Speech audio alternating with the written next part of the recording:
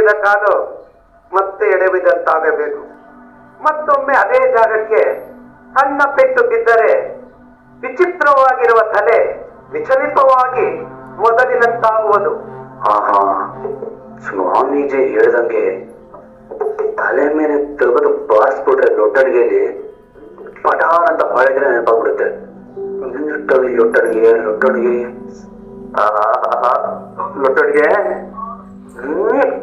ಇವತ್ತು ನಿಂದೆ ಬ್ಯಾಟಿಂಗ್.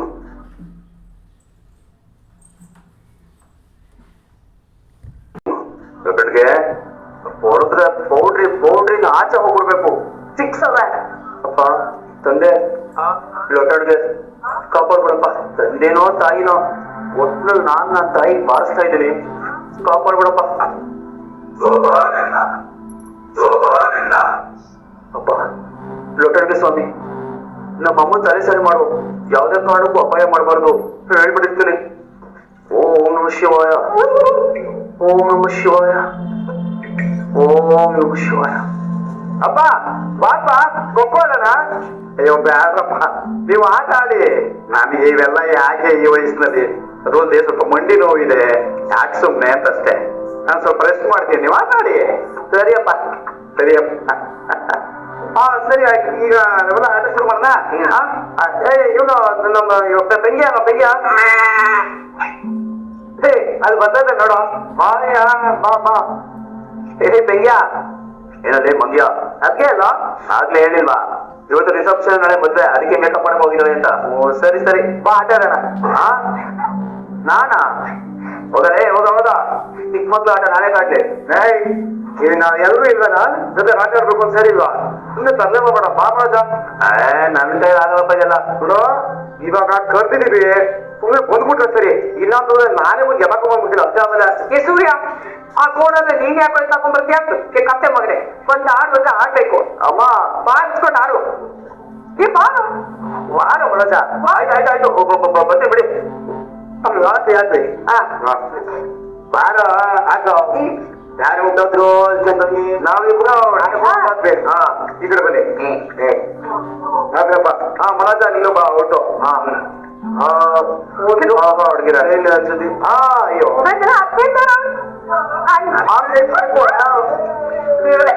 ಏನಪ್ಪಾ ಅಂತಂದ್ರೆ ನೀನ ನಮ್ಮ ಜನರನ್ನು ಹಿಡಿಬೇಕು ಆಯ್ತಾ? ಇಲ್ಲಿ ಆ ಕಡೆ ಈ ಕಡೆ ಫೋನ್ ಇಲ್ಲ, ಹಂಗಾಗಿ ಫೋನ್ ಇದೆ ಅಂತ ಆಟಾಡ್ನ. ಓಕೆನಾ?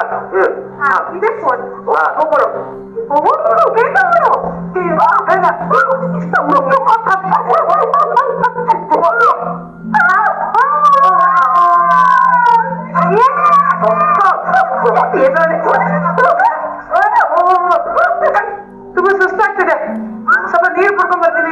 ಅತ್ತೆ ಅತ್ತೆ ನಾನು ತಗೊಂಡ್ಬರ್ತೀನಿ. ಈಗ ಅಯ್ಯೋ ಬೇಡ ಕುತ್ಕೊಳ್ಳೋಣ, ನೀನು ಸುಸ್ತಾಗಿದೆಯಲ್ಲ, ಸ್ವಲ್ಪ ತರದ್ರೆ ಎಲ್ಲ ಸರಿ ಹೋಗುತ್ತೆ. ಕುತ್ಕೋ. ಅಮ್ಮ ನೀನ್ ನನಗ್ ಮಾತ್ರ ಅಮ್ಮ ಆಗಿರ್ಬೇಕು, ನನಗ್ ನನ್ನ ಅಮ್ಮ ಬೇಕು. ಅದಕ್ಕೆ ನಾನು ಈ ಕೆಲಸ ಮಾಡ್ತಿದ್ದೀನಿ, ದಯವಿಟ್ಟು ನನ್ನ ಕ್ಷಮಿಸ್ಬಿಡಮ್ಮ. ನನ್ನ ದೇವ್ರ ಮೇಲೆ ಕೈ ಮಾಡೋ ಅಂತ ಬಂದೆ ನಾನು.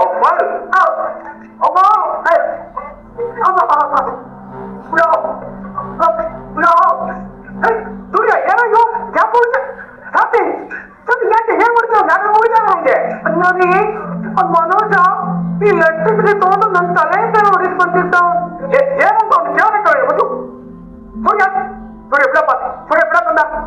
ಸೂರ್ಯ ಬಿಡು, ಸೂರ್ಯ ಪಾಠ ಬಿಡು ಅಂತ ಹೇಗೆ ಬಿಡು ಬಿಡ ಬಿಡು ಏನು ಓಡ್ ಸಾಯಿಸ್ಬಿಡ್ಯಾ? ಸಾಯಿಸ್ಬಿಡು ಸಾಯಿಸ್ಬಿಡು. ಅಮ್ಮನ್ ಬಿಟ್ಟು ಬದುಕಕ್ಕಿಂತ ಸಾಯೋದೇ ಒಂದೇ. ನೀನೇನೆಲ್ಲ ನನ್ಕೊಂಡಿದ್ರೆ ನೋಡು.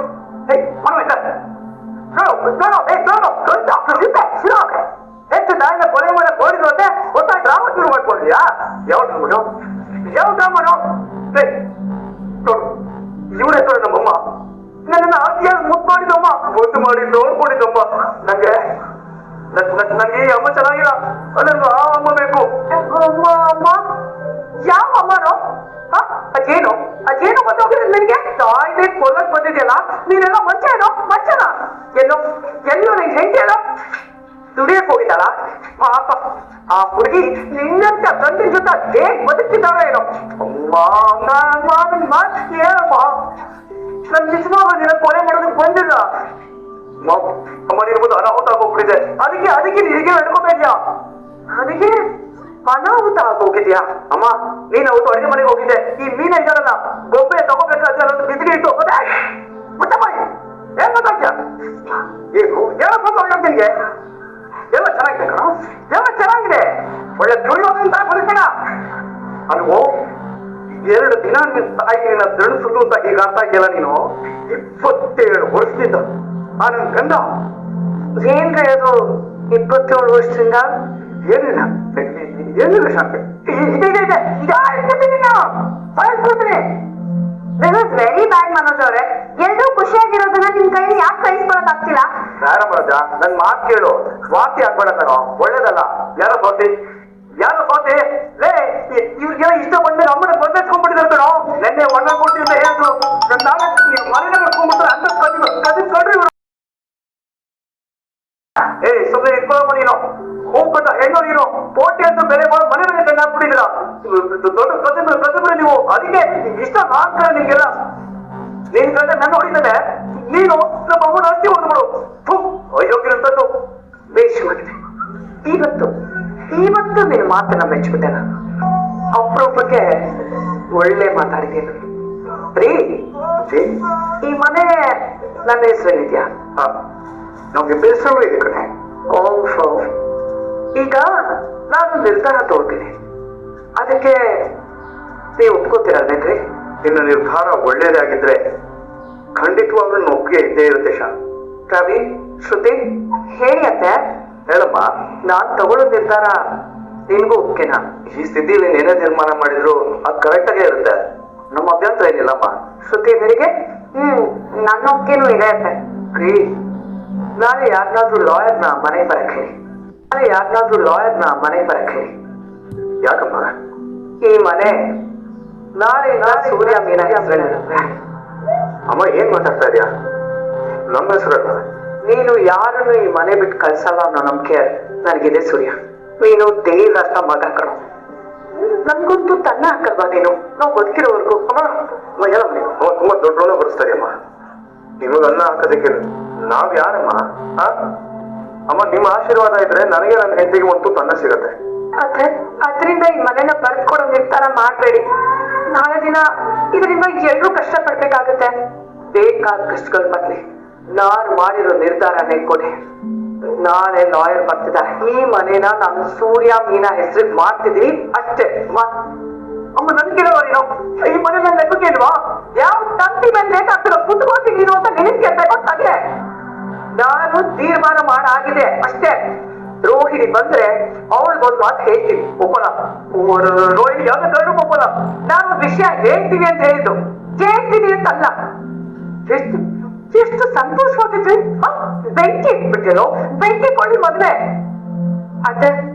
ಅದೆಲ್ಲ ಸರಿ, ಆದ್ರೆ ನೀನು ಒಳ್ಳೆ ಮಗುವಿನ, ನನ್ನ ಮಾತಿಗೆ ನೀನು ವಿರೋಧ ಮಾಡಲ್ಲ ಅಂತ ನನಗೆ ಗೊತ್ತು. ಒಡವೆ ಮಾರಿ ನಿಮ್ಮಿಬ್ಬರಿಗೂ ರೂಮ್ ಕಟ್ಟಿಸ್ಬೇಕು ಅಂತಿದ್ದೆ. ಬೇಡ, ಈ ಮನೆನೇ ನಿಮ್ ಹೆಸರಿಗೆ ಮಾಡ್ಬಿಡ್ತೇನೆ. ನಡೀರಿ ಶಾಂತಿ, ಇದು ಸ್ವಲ್ಪ. ಅಯ್ಯೋ ನನ್ ದೇವ್ರದೇ ನೀವು. ನಿಮ್ಗೆ ಎದುರು ಮಾತಾಡೋದು ಮನ್ಸಿಲ್ಲ ರೀ ನನಗೆ. ನೀವ್ ನಡೀರಿ, ನಾನು ಹೇಳ್ತೀನಿ. ನೋಡಿ, ಇದೊಂದು ಆಸೆ, ಇದನ್ನ ನೆರವೇರಿಸ್ಕೊಟ್ಬಿಡಿ ಅಷ್ಟೇ ಸಾಕು. ನೀವು ಬನ್ನಿ, ನಾನು ಹೇಳ್ತೀನಿ. ಬನ್ನಿ ಅಮ್ಮ. Congratulation Preenamayi, congratulation. ನೀನು ಗೊತ್ತಂತೆ ಮಾತಾಡ್ತಿದ್ದಾರೆ. ನನಗೂ ಮೀನಾಗೂ ಈ ಮನೆ ಎಲ್ಲ ಏನ್ ಬೇಕಾಗಿಲ್ಲ. ಗಡ್ಡ ಕೊಡ ಸೂರ್ಯ, ನೀನು ಗಂಡಿರೋ ಗಂಟ್ಲಿಗೆ ಗಂಗಾಜಲ ಸಿಗ್ತದೆ, ಬೇಡ ಅಂತ ಬಾಯಿ ಮುಚ್ಕೊಡೋದು ತಪ್ಪು. ಸಿಗ್ತಾ ಇದೆ, ಎಂಜಾಯ್ ಮಾಡು. ಏನು ನೀನು ಬಾಯಿ ಮುಚ್ಕೊಂಡು ನಿಂತ್ಕೊಳ್ಳೋ ನೀನು? ಶ್ರುತಿ ನಡಿ. ನೀವ್ ಇವತ್ತೇನಾದ್ರು ಅಷ್ಟೇ ಮೇಲೆ ಕೈ ಮಾಡಿದ್ರೆ ಮನೋಜ್ ಅವರೇ, ನಾನ್ ಏನ್ ಮಾಡ್ತಿದ್ನೋ ನನಗೆ ಗೊತ್ತಿಲ್ಲ. ಬಾ ಕನ್ನ ಸಂಸಗೆ. ಅಯ್ಯೋ, ಈ ಟೈಮಲ್ಲಿ ರೋಹಿಣಿ ಇರ್ಬೇಕಾಗಿತ್ತು. ಏನಾದ್ರೂ ಒಂದು ಅಡಿಗೆ ಮಾಡಿರೋಳು. ಏನ್ ಮಾಡೋದೀಗ? ಇಲ್ಲಿ ಮನೆ ಹಕ್ಕು ಉಳಿತದೆ. ಇವ್ರು ಯಾವ್ದು ಮದ್ವೆಗೆ ಬೇಕಪ್ ಮಾಡ್ಕೊಂಡು ಕೂತಾಳಂತೆ. ಬೇಕಪ್ ಬೈ ಮುಚ್ಚು ಬೇಕಪ್ಪ. ನೀನು ಫೈರ್ ಇಂಜಿನ್ ರೀ ತಗೋದು ಹಾಕೋದು ಬೆಂಕಿ ಆಗ್ತಾ ಇಲ್ಲ. ಇವಳು ನೋಡ್ರೆ ಪೌಡ್ರ್ ತಗೊಂಡ್ ಕೂತಾಳ. ಪೌಡ್ರ ರೀ, ದೇವ್ರನ್ನ ನೀವು ಅಷ್ಟೊಂದು ಬೇಡ್ಕೊಂಡ್ಬಿಟ್ರೆ ಅಲ್ಲಿ ಕೂತಿರೋ ದೇವ್ರು ಎದ್ದು ಬಂದ್ಬಿಡ್ತಾರೆ. ನೀವ್ ಬನ್ನಿಪ್ಪ, ನೀವ್ ಬನ್ನಿ. ನೀವು ಬಂದ್ರೆ ಲೇಟ್ ಆಯ್ತು, ಲಾಯರ್ ವೆಯ್ಟ್ ಮಾಡ್ತಿದಾರೆ. ಅಮ್ಮ ಅಮ್ಮ ಅಮ್ಮ ಇದೆಲ್ಲ ಬ್ಯಾಡಮ್ಮ, ಯೋಚನೆ ಕೂಡ ಮಾಡಲ್ವ ನೀನು? ನಾನು ಎಲ್ಲಾ ರೀತಿ ಯೋಚನೆ ಮಾಡಿ ನಿರ್ಧಾರ ತಗೊಂಡಿರೋದು ಕಣ. ಇಲ್ಲ ಇಲ್ಲ ಇಲ್ಲ, ನಾನು ಇದಕ್ಕೆ ಒಪ್ಪಲ್ಲ. ನನಗೆ ಬೇಕೇ ಆಗಿಲ್ಲ ಮನೋಜ. ನಾನು ಕೂಡ ನೀನ್ ಕೂಡಿದೆ. ವಂಶದಲ್ಲಿ ನನ್ನ ಹೆಸರನ್ನೇ ಬಂದಿರೋದು. ಈ ಮನೆ ನಂದು. ನಾನು ತಿಪ್ಪೆ ತೊಟ್ಟಿಲ್ ಹುಟ್ಟಿ ಕಸ ತೊಟ್ಟಿಲ್ ಬೆಳೆಯೋಲ್ಲ. ಮನೆ ಹಿರಿ ಮಗ ಇದ್ದೀನಿ ನಾನು. ಈ ಮನೆ ನಾವು ಬರ್ಕೊಡಕ್ಕೆ ನಾನು ಒಪ್ಪಲ್ಲ.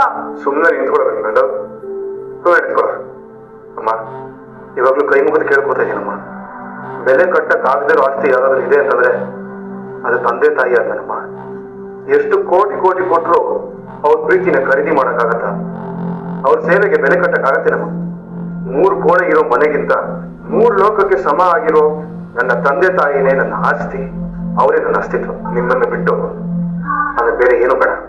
ನಿಮ್ಮ ಪಾದಗಳೇ ನನಗೆ ಬ್ರಹ್ಮಲೋಕ, ನಿಮ್ಮ ಕೈ ಕೆಳಗೆ ವಾಸ ಮಾಡದೆ ನನಗೆ ಕೈಲಾಸ, ನಿಮ್ಮ ಹೃದಯನೇ ನನಗೆ ವೈಕುಂಠ. ಇಷ್ಟು ದೊಡ್ಡ ಲೋಕಗಳೇ ನನ್ನ ಜೊತೆಗಿರುವಾಗ ಆಫ್ಟರ್ ಆಲ್ 60-80 ಕಟ್ಟಿರೋ ಮನೆ ನನಗೆ ಯಾಕಮ್ಮ? ಅತ್ತೆ, ರವಿಯವರ ಹೆಸರಿಗೆ ಮತ್ತೆ ಮನೋಜ್ ಅವ್ರ ಹೆಸರಿಗೆ ಬರ್ಸ್ಬೇಡಿ.